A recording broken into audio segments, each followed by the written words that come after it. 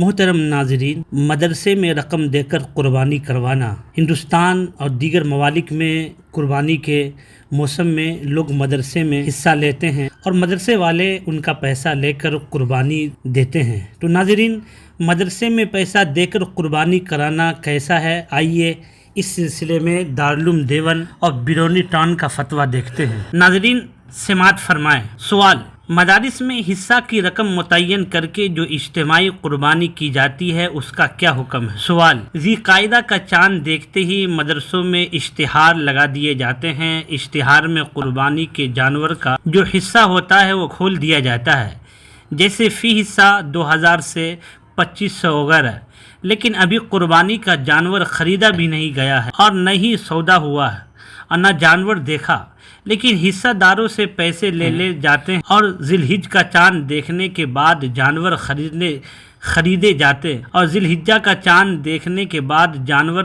خریدنے جاتے ہیں۔ کئی بار ایسا ہوتا ہے کہ مال کم ہوتا ہے اور حصہ زیادہ ہے۔ اس طرح کی قربانی کرنا جائز ہے یا نہیں؟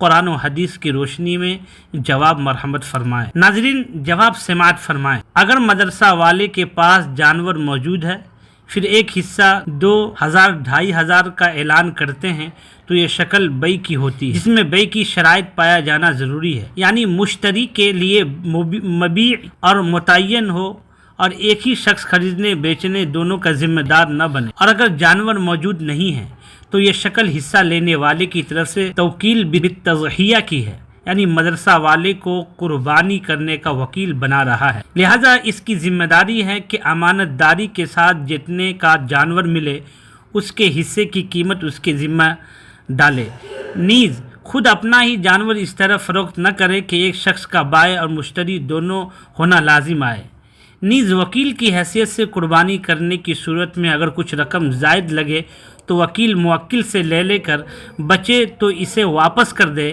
یا جیسا موکل کہے ویسا کرے۔ بیع اور توکیل کے مسائل جزیات کتب فقہ میں ان کے مطابق معاملہ کرنا چاہیے، خلاف کرنے سے ایک تو گناہ ہوگا، دوسرے کبھی موکل حصہ لینے والے کی ملکیت ہی نہیں ثابت ہوگی، تو پھر قربانی کیسے درست ہوگی؟ ان مسائل کا خیال رکھنا حصے کا اعلان کرنے والوں کی بھی ذمہ داری ہے اور حصہ لینے والے بھی مسائل کے مطابق تحقیق کر لیں تب حصہ لیں۔ نمبر 2، بہتر تو یہ ہے کہ پہلے 7 حصے دار طے ہو جائے، پھر ان کی طرف سے شرکت میں ایک جانور خریدا جائے۔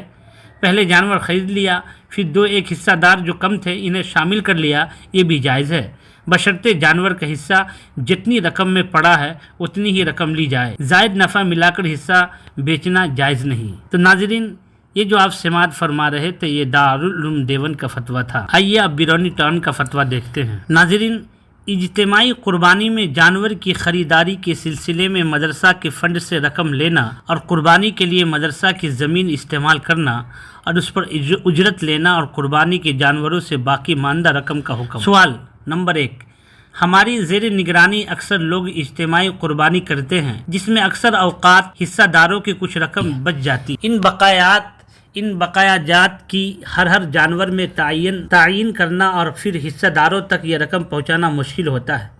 ایسی صورت میں یہ رقم حصہ داروں کو واپس کرنا ضروری ہے یا نہیں؟ نمبر 2، اگر ہم حصہ داروں سے مطلقاً اس طرح بات کریں کہ ہم آپ کے حصے کی قربانی مثلاً 10,000 روپے میں کروائیں گے تو کیا ایسی صورت میں بھی بقایا رقم واپس کرنا ضروری ہے؟ نمبر 3، اگر واپس کرنا ضروری ہے تو ہمیں اس معاملے کے لیے کوئی ایسا طریقہ بتائیں کہ اس کے ذریعے کوئی غیر شرعی معاملہ بھی نہ ہو اور ہم بقیہ رقم کے واپس کرنے سے بچ جائیں۔ نمبر 4، اجتماعی قربانی کے لیے حصہ داروں سے رقم وصول کرنے سے پہلے جانوروں کی خریداری میں ہم مدرسے کے فنڈ میں سے پیسہ ملا سکتے ہیں، بعد میں حصہ داروں سے رقم وصول کر کے مدرسے کے فنڈ میں جمع کروا دیں۔ نمبر 5، اجتماعی قربانی کے مدرسے کی زمین استعمال ہوتی ہے، کیا اس کے لیے ہم حصہ داروں سے مناسب کرایہ وصول کر سکتے ہیں تاکہ یہ کرایہ کسی رقم مدرسے فنڈ میں جمع ہو جائے؟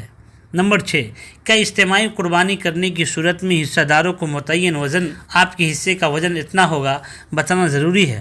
اگر ہم اندازے سے بتائیں کہ تقریباً فی حصہ 15 کلو یا 20 کلو ہوگا تو ایسی صورت میں کوئی حرج تو نہیں؟ الجواب، آئیے اب جواب سماعت فرمائیے۔ نمبر 1، 2، 3 واضح رہے کہ اجتماعی قربانی میں جانور خریدنے کے بعد حصہ داروں سے لے جانے والی رقم بچ جانے کی صورت میں تمام حصہ داروں کو واپس کرنا ضروری ہے۔ ان کی رضامندی و اجازت کے بغیر ادارے کا اپنے پاس رکھنا ناجائز ہے، لیکن اگر وہ رضامندی و اجازت سے مذکورہ رقم ادارہ کو عطیہ کرنا چاہے تو درست ہے، ورنہ رقم کی واپسی لازم ہوگی۔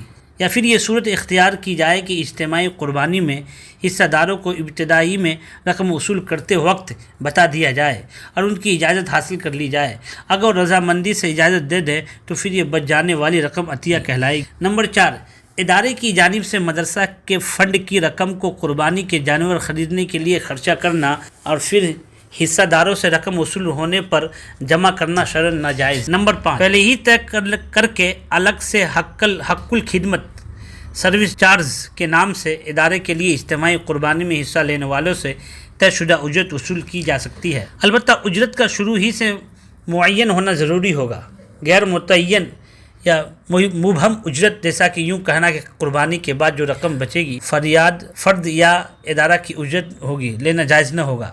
نمبر 6، ہر شریک کو اس کا حصہ وزن کر کے برابر دینا شرعاً لازم ہے۔ منتظمین اجتماعی قربانی کرنے والوں کے لیے محض اندازے سے تقسیم کرنے کی اجازت نہیں۔ جس گائے میں جو افراد شریک ہو اس گائے کا گوشت انہی حصہ داروں کے درمیان برابر تقسیم کرنا شرعاً ضروری ہے۔ ایک گائے کے متعین حصہ داروں کے علاوہ دوسرے گائے کے شرکاء کو اس گائے کا گوشت دینا جائز نہیں، کیونکہ ہر گائے کے متعین حصہ دار اپنے حصے کے مالک ہوں گے اور مالک کی اجازت کے بغیر اس کے حصے کا گوشت کسی اور کو دینا، خواہ وزن کر کے دیا جائے یا وزن کے بغیر دیا جائے، شرعاً جائز نہیں۔ تو ناظرین، آپ اچھی طرح سمجھ گئے، ضرور کامنٹ کریں اور بتائیں۔